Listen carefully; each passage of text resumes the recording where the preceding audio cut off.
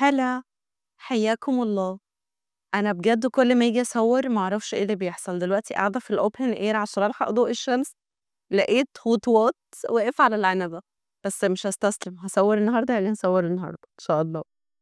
طيب أنا هحاول أنسى إن هو موجود وأركز في اللي أنا عايزة أقوله النهاردة بخصوص شخصنة الأمور، أو إن أنا أكون بفسر كل حاجة بتتقال على إنها بتلف حواليا، أو على إنها بسببي، أو على إن أنا المعنية بيها، أو كلام بيتقال بطريقة عادية جدًا، فأنا ابتدي أفسّر إن هو بيحصل علشان حد بيلقّح عليَّ، وأنسى إن الحاجة اللي اتقالت دي خبطت في حاجة عندي. فاللي عايزة أتكلّم عنه النهارده شوية أفكار بتساعدني أفصل الذات عن اللي بيتقال، أو أفصل التفسير أو الreflection عن الحدث. فأول حاجة محتاج تعرفها إن اللي بيقول حاجة سلبية أو جارحة بيقولها لسبب يخُصّه هو. الدوافع بتاعته، توجُّهاته، أفكاره، معتقداته، مشاكله، أهدافه، كل واحد بيقول حاجة لسبب يخُصّه هو، مش لسبب يخُصّك أنت ولا سبب يخُصّني أنا. فمثلًا لو فُلان انتقدني، قال إن أنا شُغلي وِحِش أو إن أنا عندي مشكلة في شُغلي، فأنا ممكن أفسّر ده بطريقتين، إن الشخص ده ممكن يكون عنده حق وإن أنا فعلًا عندي حاجة مش مضبوطة، والطريقة التانية إن أنا أقول لنفسي إن أنا فاشلة وما فيش حد طبيعي بيغلط الأغلاط اللي أنا باغلطها دي. فأنا في الأول طريقة أنا بصّيت بشكل موضوعي للحاجة اللي أنا عاملاها، لإن شُغلي مش أنا. أنا كده لمست المايك؟ ماشي إن شاء الله الصوت تمام. فشغلي مش أنا، وقد أكون ربطت قيمتي بشكل مباشر بالحاجة اللي أنا باقدّمها، فقُلت إن أنا فاشلة لمجرد إن أنا غلطت. فالطريقة اللي أنا بابُص بيها للأمور، والطريقة اللي أنا باوجّه لنفسي بيها الكلام، بتفرق جدًا، جدًا، جدًا في تأثير الكلام ده عليّا. فدي أول حاجة أنا محتاجة أعملها، إن أنا أفصل التفسير عن الحدث، وأعرف إن اللي في دماغي مش بالضرورة يكون بيعبّر عن الواقع فعلًا. الفكرة التانية هي إن أنا أسأل الشخص بشكل مباشر، لو أنا حسيت إن الحاجة دي ما كانتش مُريحة أوي وهي بتتقال بالنسبة لي، بدل ما أدخل في نيّته أو أسيب دماغي لأفكار ولتسويحة سودا، فأنا ببساطة ممكن أسأل الشخص: فُلان أنت كنت تقصد الحاجة دي؟ أو أنت كان قصدك إيه لمّا قُلت كذا، كذا؟ بحيث ما فيش احتمالات اللي هو قاله سواء هو صادق فيه أو غير صادق، فأنا ليّا اللي الشخص ده قاله. الفكرة التالتة إن أنا أفتكر إن أنا مش محور الكون، أنا مش محور الكون. يعني أنا متخيلة وأنا قاعدة أسجّل إن الوطواط دلوقتي هييجي يطير عليّا. هو أصلًا مش شايفني، هو أصلًا ما بيشوفش بالنهار، أوكي، فهو مش شايفني، بس أنا في دماغي إيه، إن الوطواط هييجي عليّا، عشان أنا متمحورة حوالين نفسي، لكن في الحقيقة الوطواط قاعد بينضّف نفسه، اتعلّق على الشجرة، بينعم بهواء ربنا، وعائشة مش في دماغه أصلًا. فده اللي بيحصل، إنه لمّا باقع في الشارع أو لمّا باقول كلمة سخيفة أو لمّا باتحرج قدّام حد، الناس اللي لاحظت ده كده بتنساه في ثواني.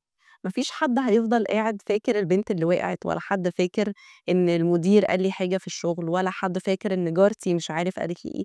ما حدش مهتم بجد.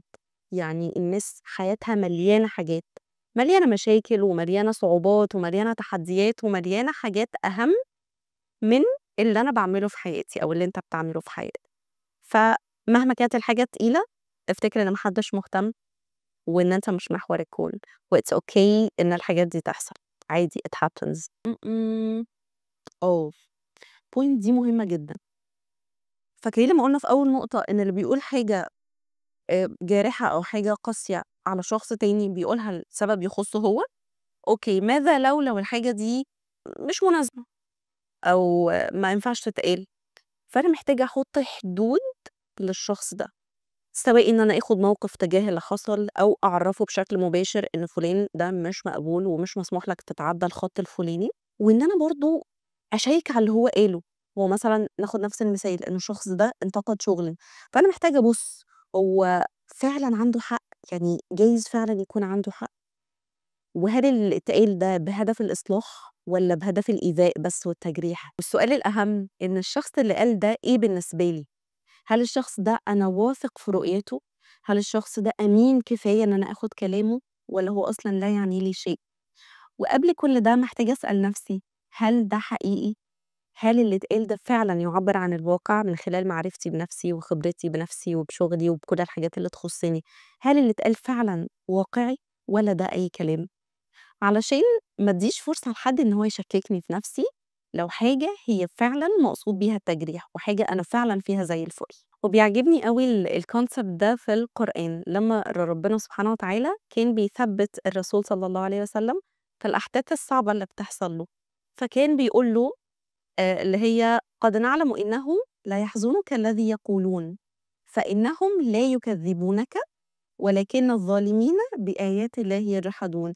إنه مش أنت اللي فيك المشكلة، ده هُم اللي ظالمين، أو أنت زي الفل لكن هُم بيكذبوا لإنهم ظلمة، أوكي؟ أو الآية اللي هي "فإن كذبوك فقد كُذِّب رُسُلٌ من قبلك." يعني أنت مش لوحدك، اللي بييجي بالحق وبالصدق وبالبينات بيُكذّب، فأنت كُذِّبت علشان الأمم اللي الآيات واضحة بالنسبة لها مكذّبين أو متكبّرين على الإيمان، فمش أنت اللي عندك مشكلة، إحنا عارفين إن أنت زعلان وإن أنت عندك ألم بسبب إنّك اتقال عليك ساحر ومجنون وإنّك تعرّضت لأشكال وألوان من الإيذاء، ولكن مش أنت اللي فيك المشكلة. وآية كمان اللي هي "فاصبر إن وعد الله حق ولا يستخفنك الذين لا يوقنون."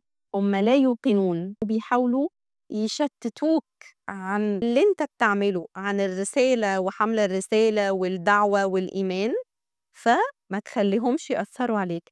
فهي دي الرسالة، إن أنت أوسع من مجرد شوية تصورات، وأكبر من شوية آراء، فما تخلّيش حد يشكّكك في نَفْسك. أنت كويس، وخلّيك فاكر إن اللي بيقول حاجة بيقولها عشان هي بتعبّر عنه هو، مش بتعبّر عنك أنت. دي كل حاجة النهارده، حضرتك اللي هنا أنا باشكره جدًا.